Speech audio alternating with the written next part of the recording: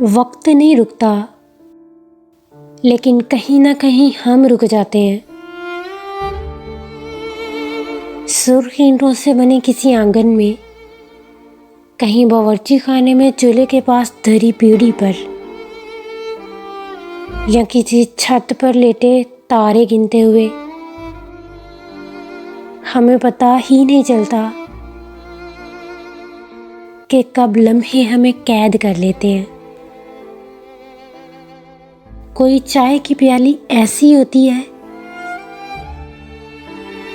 जिसका जायका जुबान कभी भूल नहीं पाती।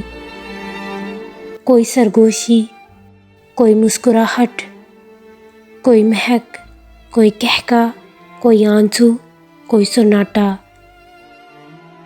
तमाम उम्र के लिए जिंदगी पर हावी हो जाता है।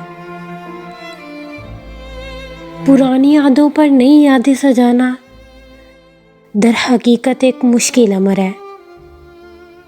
जभी तो हम थक हार कर बैठ जाते हैं और जिंदगी मुस्कुराती हुई पास से गुजर जाती है।